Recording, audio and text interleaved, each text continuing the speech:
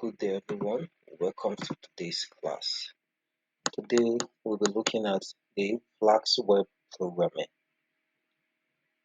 Now, Flask is a micro web framework written in Python.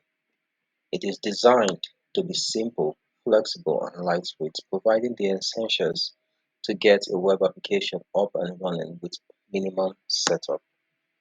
Now, in today's class, I will show you guys how to set up a Flask application in a way that it can allow us to build scalable applications. A Flask is often chosen for its simplicity and the control it gives developers over how the application is structured. Now, there is a library called the Blueprint which enables us to structure application in a simple and organized manner. You can see here in the slide that blueprints in Flask are a very powerful tool for organizing and scaling large applications. They allow you to group related routes, views, templates, and static files, which we will learn, which I will show you guys how this works in the course of this lecture, making your application modular and easier to learn. You can see that blueprints are a way to organize your Flask application into simpler or smaller reusable components, right?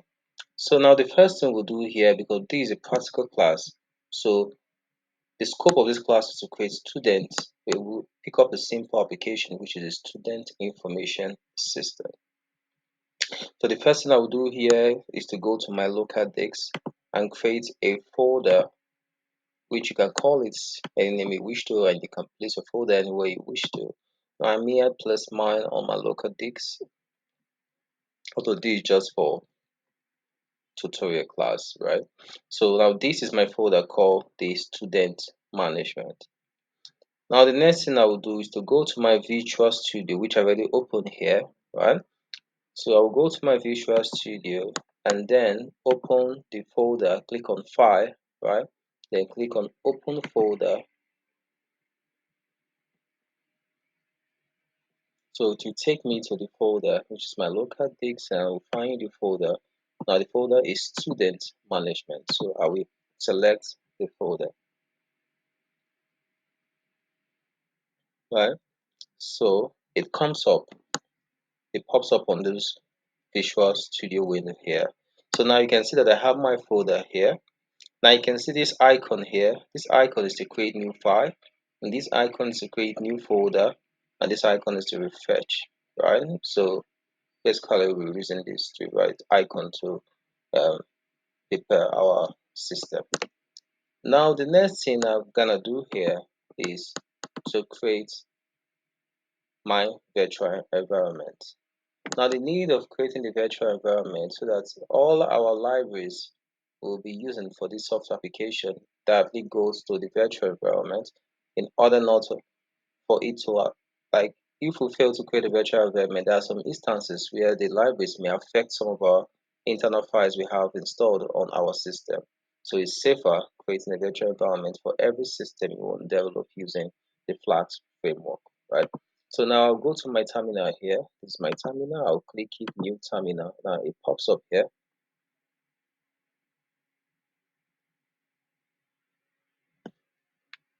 Now you can see this is it. You can see my student management is inside my C drive, right? So I'm in the right place. So to create a virtual environment, the code is the pi, right? Dash m virtual, the virtual environment, then the name of the virtual environment. So I'll use the default name, which is more popular, which is env as my virtual environment. I'll click on enter, right? And you can see here it has created my virtual environment from here. So the next thing I will do is to activate my virtual environment, right? So it's coming up,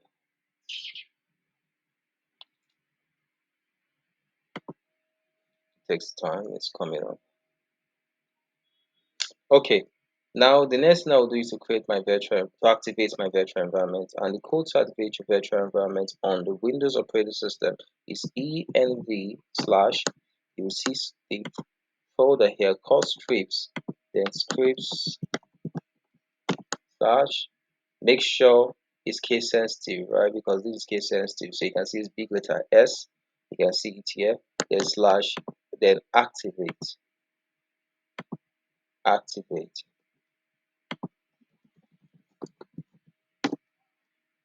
Okay, now I've successfully activated my virtual environment, so I can now install Flask, and the code to install Flask is pip install Flask.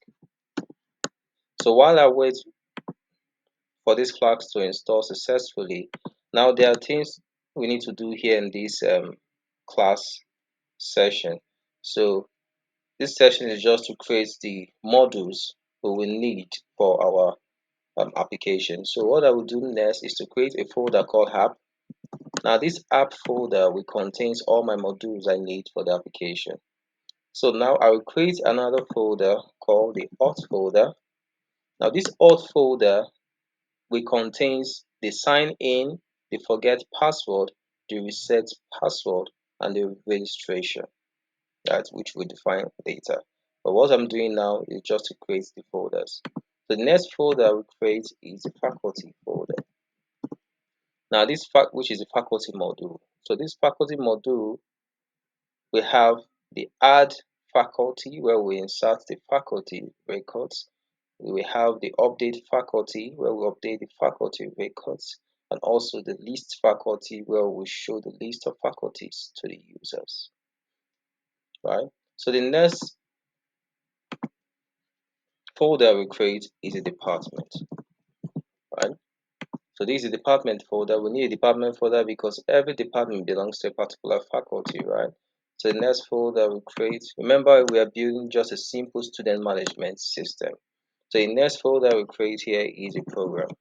Now this program, like for instance, it contains, for instance, if we have computer science department, now the programs are in computer science department, for instance, we have the BSc computer science, the diploma in computer science, the higher diploma in computer science, the masters in computer science, the PGD in computer science, the MPhil in computer science, and also the PhD in computer science, right? So every their programs belongs to a particular department, right? So that's why we have programs here. So the next folder we create here is the level.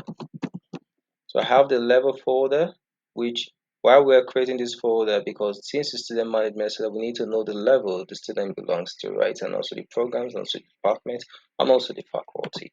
So the next one I will create here, the final one, I think is the final one. Or let's see. I think the final one I will create here is the students. Right? The students. Okay. I've successfully created my modules on this application called Student Management System. The next thing I will do here is to create a template file for each and every one of these folders. Then I will explain what that template file will contain. So I will click each of these will contain a template file. Remember, it's case sensitive, it has to be lowercase templates, right? So I will do the same thing for departments.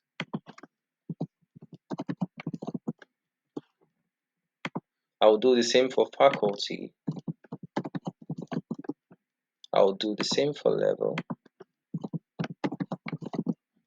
I will do the same for program.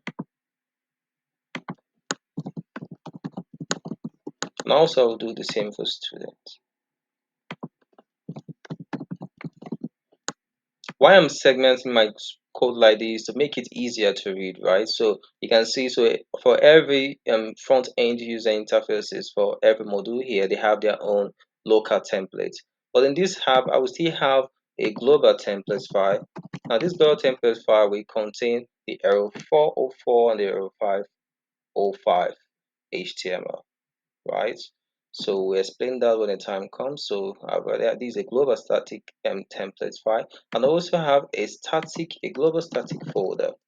Now this global static folder will contain our JavaScripts, our CSS files, and our images, and also other media will be stored inside the static folder, right? So we have our templates file, and this templates file will contain the HTML for each module, right? So the next thing I will do here is we have created our app folder, right? So we need to create a Python script folder that will run the entire application outside this app folder and outside this virtual environment, which is I'll call my app.py, right? Okay, now you can see how my stuff is structured in a way that it can be easily be read by other users, and also it can easily be scaled to allow developers to work on the same system, right? Because most Python Flask application, what they do is that they write all the functions in the app.py, making it very difficult to read, especially when they're building scale applications, right? So what we're doing here is to make application very simple to read. That when somebody opens the files, you understand that each of these folders are modules and they have their own functionalities, right?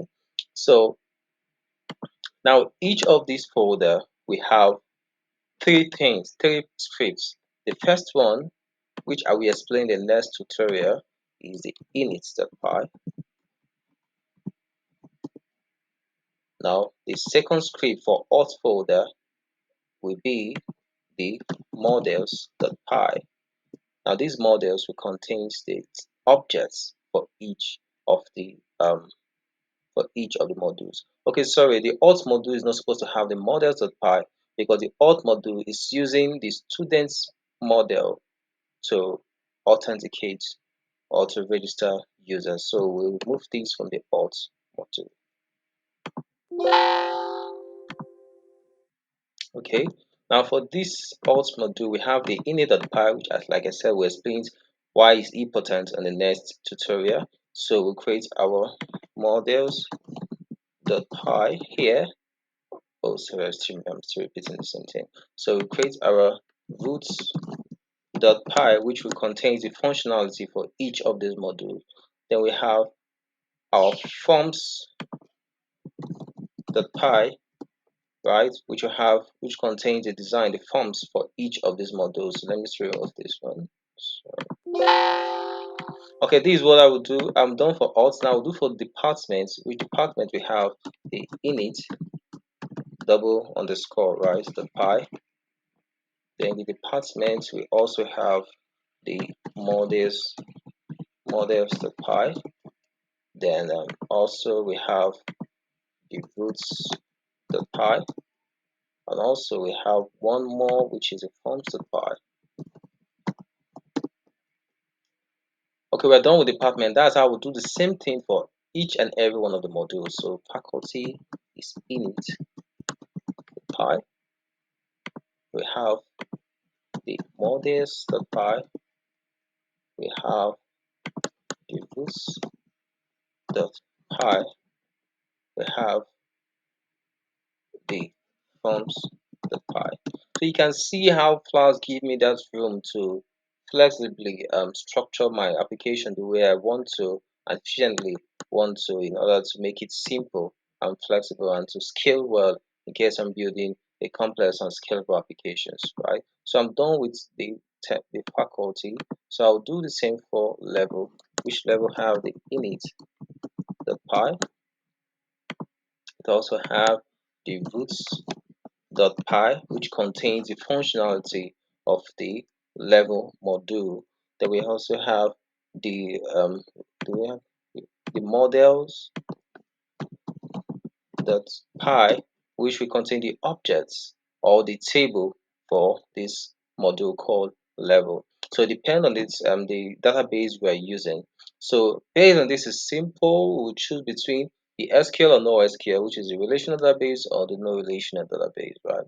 But in the course of this lecture, we will be using the um, MySQL. You can use any relational database because the framework allows you, using the object relational mapper, it allows you to migrate to any relational database as if you're using a relational database based on the way you structure your models, right? But if you're using no relational database, the models are different. But this scope of this course here is to use the relational database.